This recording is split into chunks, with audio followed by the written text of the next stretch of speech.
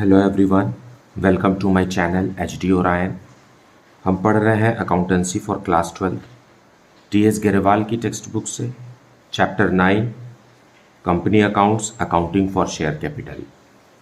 और इस वीडियो में हम पढ़ेंगे forfeiture of shares which were issued at par. So let us see some questions from the text book. Question number 40. Sangeeta Limited invited applications for issuing 60,000 shares of rupees 10 each at par. The amount was payable as follows: on application rupees 2 per share, on allotment rupees 3 per share, on first and final call rupees 5 per share. Applications were received for 92,000 shares. Now it's a case of oversubscription क्योंकि company ने issue किया है 60,000 shares और response आया है 92,000 shares के लिए। Allotment was made on the following basis. Point A, to the applicants for 40,000 shares full, 2 applicants for 50,000 shares 40% of application, and 2 applicants for 2,000 shares nil.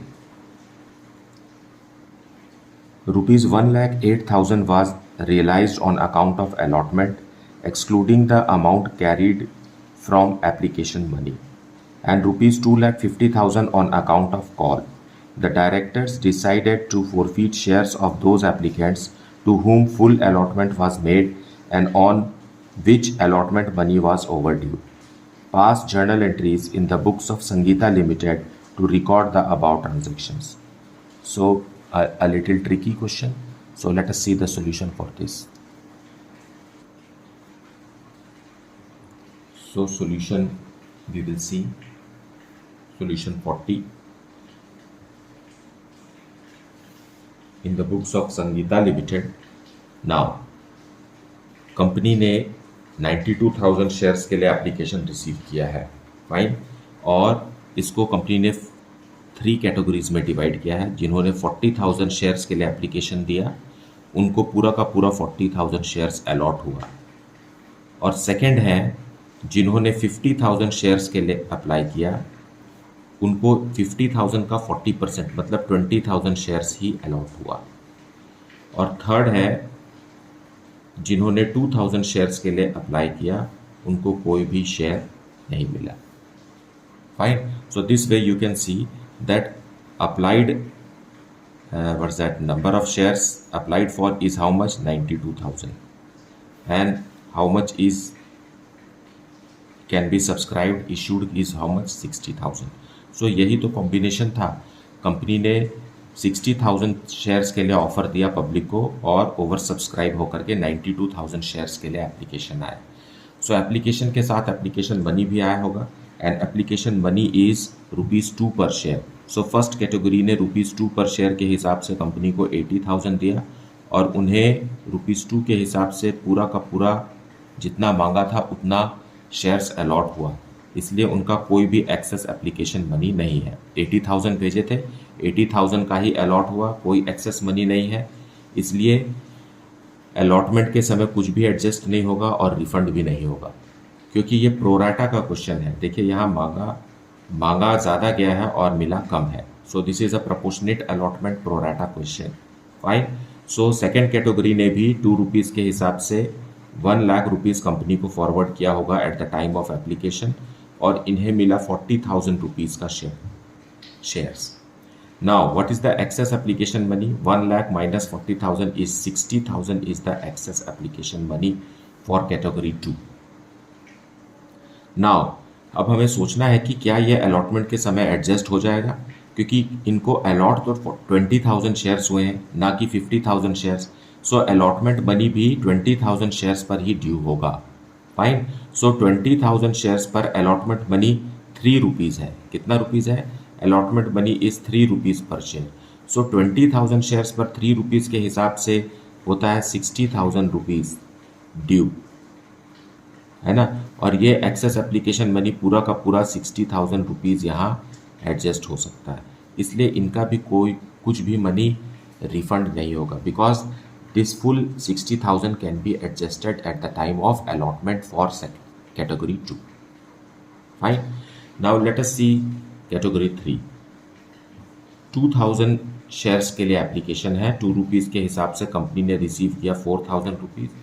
इनको कोई भी शेयर अलॉट नहीं किया गया, इनका शेयर एप्लीकेशन रिजेक्ट हो गया। As a result excess application money कह सकते हैं 4000 रुपीज़ है, और जिसे हमको कहीं भी एडजस्ट नहीं कर सकते, और इसलिए हम इसे पूरा का पूरा रिफंड कर देंगे। अब आप ऐसा मत समझिए कि इस 4000 को भी हम कहीं एडजस्ट किया कर सकते हैं। इस 4000 को कहीं भी एडजस्ट नहीं किया जा सकता, क्योंकि ये इन्हीं का एक्सेस एप्लीकेशन मनी है। एक्सेस भी नहीं कह सकते इसे, मतलब रिजेक्टेड मनी है, और इस रिजेक्टेड मनी को हम रिफंड ही कर सकते हैं। फाइन। सो इस तरीके से एप्लीकेशन मनी कितना मिला हमें और हमने कितने का शेयर्स दिया। 1,84,000 is the application money receive, जिसमें से हमने 1,20,000 का शेयर्स इशू किया। 64,000 was the excess application money and refunded money is how much? 4,000, and 60,000 rupees were adjusted at the time of allotment. So this is the gist of the question. Fine. One part of the question. So now let us see journal entries related to the question and further explanation of the question. Fine. So सबसे पहले bank में पैसा आएगा application का। So bank account debited to share application account.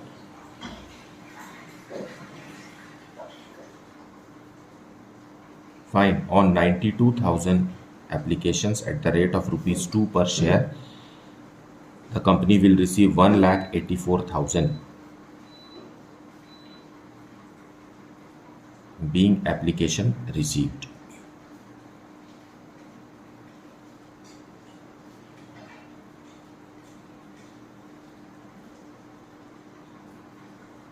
Now we will transfer it. So share application account debited. Share application को हम credit किए हैं, अभी डेबिट कर देंगे 1,84,000 से, और पूरा हिसाब बताएंगे कि कहाँ कहाँ पैसा जा रहा है। Now to share capital account. Capital में कितना ट्रांसफ़र कर सकते हैं? जितना कंपनी ने इश्यू किया है शेयर्स, उतने का ही अमाउंट, और वो भी सिर्फ एप्लीकेशन मनी ही हम ट्रांसफ़र कर सकते हैं। So 1,20,000 is transferred to share application. Then to share allotment, क्योंकि एक्सेस एप्लीकेशन मनी है, प्रोराटा अलॉटमेंट का क्वेश्चन है, तो जैसा कि हमने टेबल में देखा 60,000 rupees is forwarded to allotment, means it will be adjusted at the time of allotment. तो हमने अभी ही एक्सेस एप्लीकेशन मनी को अलॉटमेंट में ट्रांसफ़र कर दिया। और जो 2,000 शेयर्स के जो एप्लीकेंट्स थे जिनको एक भी शेयर नहीं मिला, उनका पैसा रिफंड। सो बैंक से रिफंड हो जाएगा 2,000 into 2, that is 4,000 rupees. So it is debit and credit amount are equal, being amount transferred.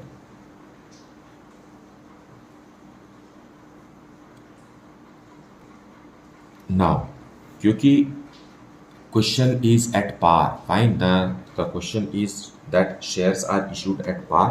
Now allotment money will be due with capital money, right? So share allotment account debited. Share allotment account debited to share capital account. Due को हमें पूरा ही करना रहता है, क्योंकि company इस समय अंदाज़ा भी नहीं लगा सकती कि कौन शेयर होल्डर पैसा देगा कौन नहीं देगा। कंपनी को सबसे ड्यू करना है। 60,000 शेयर्स है कंपनी के पास, और अलॉटमेंट मनी इज ₹3 पर share. Fine, as stated in the question. So ₹1,80,000 is due to the company from the investors, being allotment money due.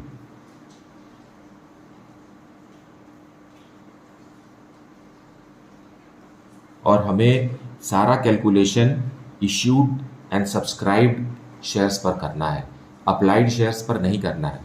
Share का एप्लीकेशन कितना आया था? 92,000 शेयर्स का, लेकिन हम अलॉटमेंट ड्यू कर रहे हैं सिर्फ इश्यूड एंड सब्सक्राइब्ड कैपिटल पर, जो कि 60,000 शेयर्स है।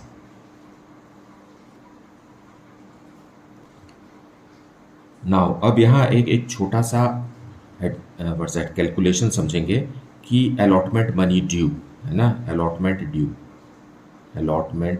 Due is how much, ₹1,80,000। Now excess application कितना है, एक्सेस एप्लीकेशन मनी 60,000 कंपनी के पास पहले से ही है, मतलब expected money in the bank is how much, ₹1,20,000। इतना मिलना चाहिए कंपनी को अलॉटमेंट के समय। फाइन, 1,80,000 ड्यू किए हैं, एक्सेस एप्लीकेशन मनी का 60,000 पहले से ही है, so company is expecting ₹1,20,000 in the bank. So expected amount, but actually received is how much, received is ₹1,08,000. So when we compare the expected amount with received, it means company has received ₹12,000 short, fine, 12,000 रुपये कम मिले हैं, ये arrears कहलाता है। Fine, सो 12,000 rupees company को allotment के समय नहीं मिला। सो ये कौन है जो 12,000 रुपीज़ नहीं दिए हैं, यहाँ जैसा कि क्वेश्चन में लिखा हुआ है कि excluding the amount carried from application money, है ना, मिलना चाहिए था 1,20,000, मिला है ₹1,08,000। फाइन, और क्वेश्चन में साफ साफ कहा है कि applicants to whom full allotment was made, है ना, तो ये किनका है, ये ओवर ड्यू अमाउंट जो है ये फर्स्ट कैटेगरी वालों का है जिनको फुल अलॉटमेंट किया गया था। फुल अलॉटमेंट किया गया था मतलब है कि इनका ये वो शेयर होल्डर्स हैं जिनका कोई एक्सेस एप्लीकेशन मनी नहीं था। Fine, so number of shares, defaulter shares यहाँ कितने हैं, 12,000 रुपीज़ है, और ₹3 पर शेयर के हिसाब से जब हम डिवाइड करें तो कितना आता है, 4,000 शेयर्स। मतलब डिफॉल्टर शेयर्स कितने हैं, 4,000 शेयर्स हैं जिन्होंने अलॉटमेंट का मनी ₹3 पर शेयर के हिसाब से नहीं दिया। और ये कौन से कैटेगरी को बिलोंग करते हैं, ये कैटेगरी 1 को बिलोंग करते हैं जो हमने एनालिसिस टेबल में बनाया है। So what will be the journal entry for allotment money will be bank account debited to share allotment account, and the amount is how much, this one is straightforward given in the question, it is 1,08,000 being allotment money received,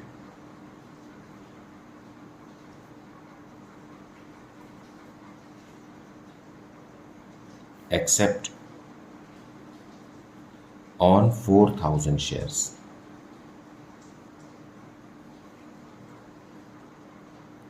अब हम first call money due करेंगे। Fine, so share first call account, first is the final call also, so share first and final call account debited to share capital account.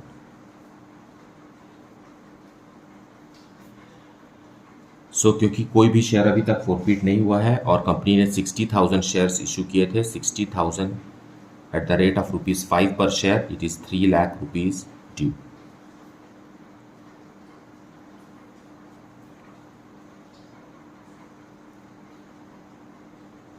Being final call money due.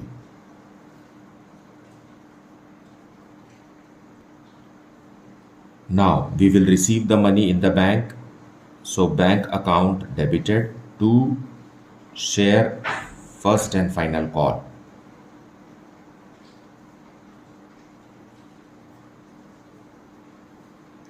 As stated in the question, ₹2,50,000 ही मिला, मतलब 50,000 rupees arrears हो गया। Fine, so being final call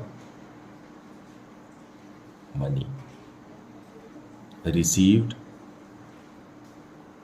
except on, now how many shares didn't pay the final call money is that arrears is how much, 50,000 rupees, so 50,000 rupees और हर share पर 5 rupees call किया गया था, as a result 10,000 shares पर पैसा नहीं मिला। Fine, so except on 10,000 shares.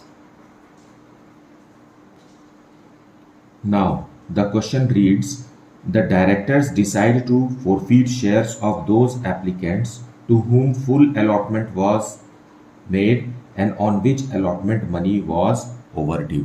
Now directors को के पास तो मौका है कि वो पूरे के पूरे 10,000 शेयर्स को फोरफीट कर सकते हैं, लेकिन यहाँ साफ साफ लिखा हुआ है कि on which allotment money was over due. Fine. So हमारे पास दो कैटेगरी है, मतलब 4,000 शेयर्स पर अलॉटमेंट का मनी नहीं मिला और 10,000 शेयर्स पर फर्स्ट एंड फाइनल कॉल का मनी नहीं मिला, लेकिन डायरेक्टर्स सिर्फ उन्हीं शेयर्स को फोरफीट कर रहे हैं जिन्होंने अलॉटमेंट के समय भी पैसा नहीं दिया था.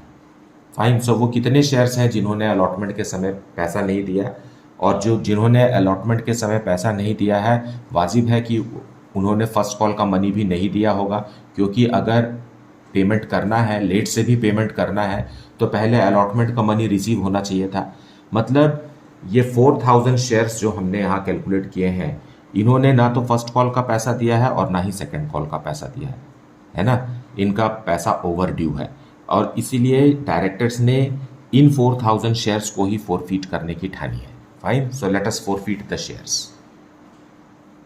बाकी 6,000 शेयर्स जो हैं, क्योंकि डिफॉल्टर तो ये भी हैं, 6,000 शेयर्स वाले भी डिफॉल्टर हैं, लेकिन इनको अभी कंपनी ने फोरफीट नहीं करना है. फाइन. सो जब हम फोरफीट करेंगे तो शेयर कैपिटल अकाउंट को हम डेबिट करके रिड्यूस करेंगे. Fine.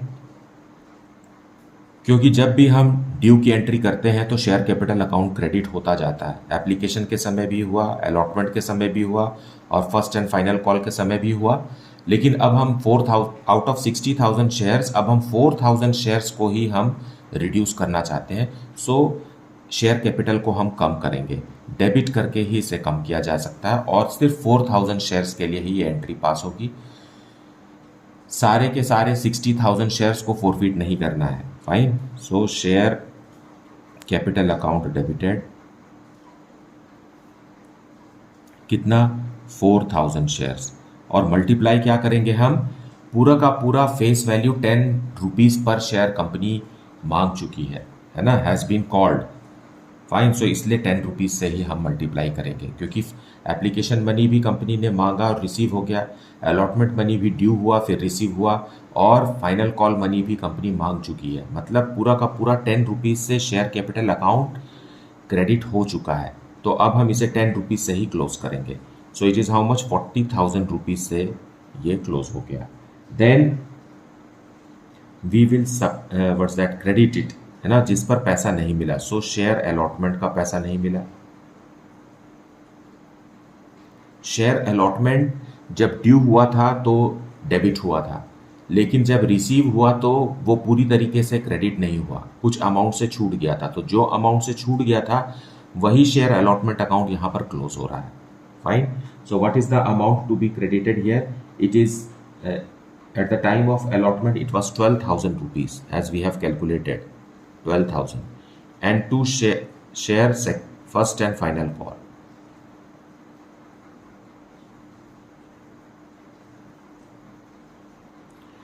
First and final call, क्योंकि 4,000 शेयर्स ही फोरफीट कर रहे हैं, 4,000 इंटू 5, है ना. One should what's that understand this. 4,000 into first call का मनी था 5 रुपीज़ पर शेयर. सो 20,000 ही हमें यहाँ लिखना है. 10,000 शेयर्स पर हम फोरफीचर नहीं कर रहे हैं. कितने शेयर्स को फोरफीट कर रहे हैं? 4,000 शेयर्स का. सो 4,000 शेयर्स का ही फर्स्ट कॉल मनी को हमें यहाँ क्लोज करना है. फाइन. यहाँ 10,000 नहीं लिखेंगे. अब ये दोनों अकाउंट भी क्लोज हो गए. इसे थोड़ा ठीक से समझते हैं. जब हमने फर्स्ट कॉल ड्यू किया था, यहाँ फर्स्ट कॉल से समझ लेते हैं. जब हमने फर्स्ट कॉल ड्यू किया था तो 3 लाख रुपीज़ से share first and final call debit हुआ था, लेकिन जब रिसीव किए तो कितना, 2,50,000 रुपीज़ से ही क्रेडिट हुआ. फाइन. इसलिए हम फोरफीचर के समय में बाकी का 20,000 रुपीज़ अभी क्रेडिट करके क्लोज कर रहे हैं. फाइन. क्योंकि 50,000 रुपीज़ एरियर्स है. 3 लाख रुपीज़ ड्यू किया गया था, 50,000 रुपीज़ मिला. सो 50,000 रुपीज़ से यहाँ क्लोज होना चाहिए था, लेकिन नहीं हो रहा है, क्योंकि हम सिर्फ 4,000 शेयर्स को ही फोरफीट कर रहे हैं. बाकी के 6,000 शेयर्स का अभी भी मिलना बाकी है. फाइन. नाउ 40,000 और यहाँ हुआ 32,000, तो अब हम लिखेंगे forfeited share. Forfeited shares account में हमें बैलेंसिंग फिगर लिखना रहता है। 40,000 minus 32,000 is how much? 8,000 rupees. Now इसको आप दूसरे तरीके से भी समझिए कि 4,000 शेयर्स फोरफिट हुए हैं और इन्होंने सिर्फ एप्लीकेशन मनी दिया है। सो फोरफिटेड शेयर्स में कौन सा अमाउंट आता है? जो अमाउंट कंपनी ने फोरफिट कर लिया है। फोरफिट कर लिया है मतलब जब्त कर लिया है, क्योंकि ये डिफॉल्टर शेयर होल्डर्स हैं, है ना, इन्होंने पैसा समय पर नहीं दिया। एज ए रिजल्ट कंपनी अपने अधिकारों का इस्तेमाल करते हुए इनके शेयर्स को कैंसिल कर दी है और इनके द्वारा दी गई रकम को अब कंपनी वापस नहीं करेगी।